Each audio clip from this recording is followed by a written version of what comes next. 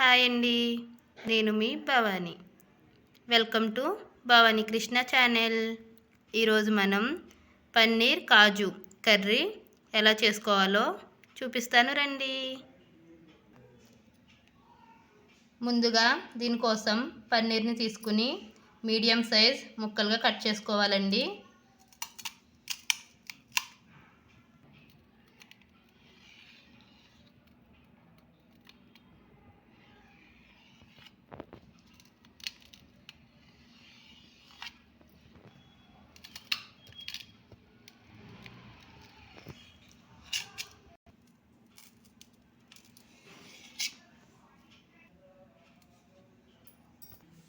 ఇప్పుడు ఒక mixie jar తీసుకుని దాంట్లోకి 4 లేదా 5 లవంగాలు, 3 లాలిక్కాయలు, 2 పచ్చిమిర్చి, కొద్ది జీలకర్ర, 1 స్పూన్ ధనియాలు, 1 దాల్చిన చెక్క, 2 స్పూన్స్ కాజు, 1 లేదా 2 టమాటా కట్ చేసుకుని వేసుకుని బాగా మిక్సీ పట్టుకోవాలి.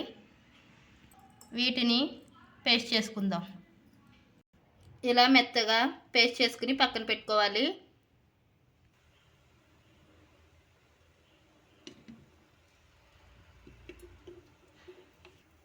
ఇప్పుడు కొద్ది ఆయిల్ హీట్ అయిన తర్వాత పన్నీర్ వేసుకుని కొంచెం ఫ్రై చేసుకోవాలి.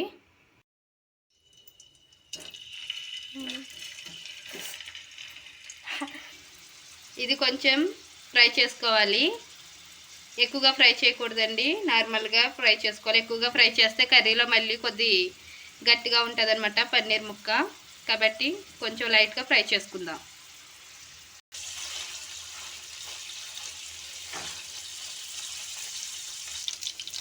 ఇలా ఫ్రై అయిన తర్వాత ఒక బౌల్లో తీసేసుకోవాలి.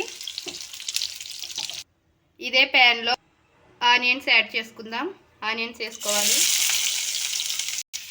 పచ్చిమిర్చి కూడా యాడ్ చేసుకుని బాగా మిక్స్ చేసుకోండి. ఇప్పుడు దీంట్లోకి సాల్ట్ యాడ్ చేద్దాం. ఇప్పుడు పసుపు వేసుకుని బాగా మిక్స్ చేసుకుందాం. ఆనియన్స్ బాగా డీప్ ఫ్రై అవ్వాలండి. కొంచెం బాగా కలర్ మారిన తర్వాత టమాటా పేస్ట్ని యాడ్ చేద్దాం.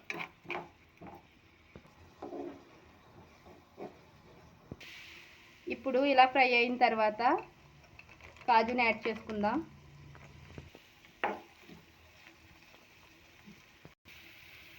ఇప్పుడు ముందుగా పేస్ట్ చేసి పెట్టుకున్న టమాటా పేస్ట్ని యాడ్ చేసుకుందాం. టమాటా కాజు పేస్ట్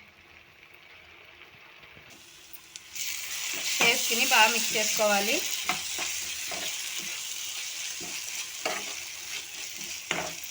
ఒక 2 మినిట్స్ పాటు మూత పెట్టుకుని దీన్ని మగ్గనిద్దాం.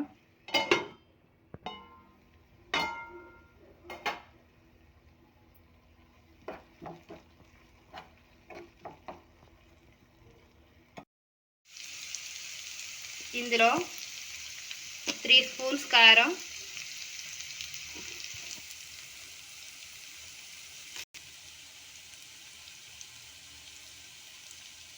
గరం మసాలా, కొద్ది ధనియాల పౌడర్ వేసుకోవాలండి.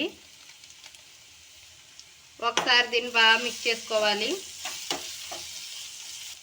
ఇప్పుడు దీంట్లోకి వాటర్ని యాడ్ చేద్దాం. ఇప్పుడు ఒక 10 మినిట్స్ పాటు మూత పెట్టుకుని మగ్గనిద్దాం. ఇప్పుడు పన్నీర్ని యాడ్ చేసుకుందాం.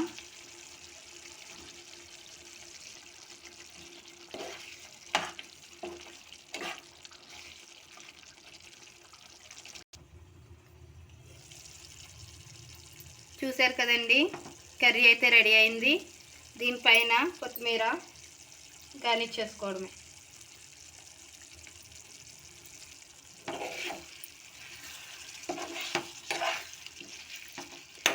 స్మెల్ అయితే బాగా వస్తుందండి. ఈ కర్రీ రైస్లోకే కాదండి, చపాతీలోకైనా రోటీలోకైనా చాలా ఎక్సలెంట్గా ఉంటుంది అన్నమాట.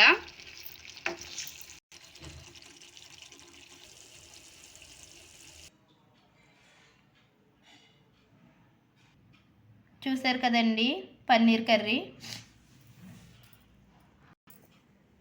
ఇలా మీరు కూడా ఒకసారి ట్రై చేసి ఎలా వచ్చిందో కామెంట్ చేయండి. దాంతోపాటు భవానీ కృష్ణ ఛానల్ని లైక్ చేసి సబ్స్క్రైబ్ చేసుకోండి. Thank you for watching.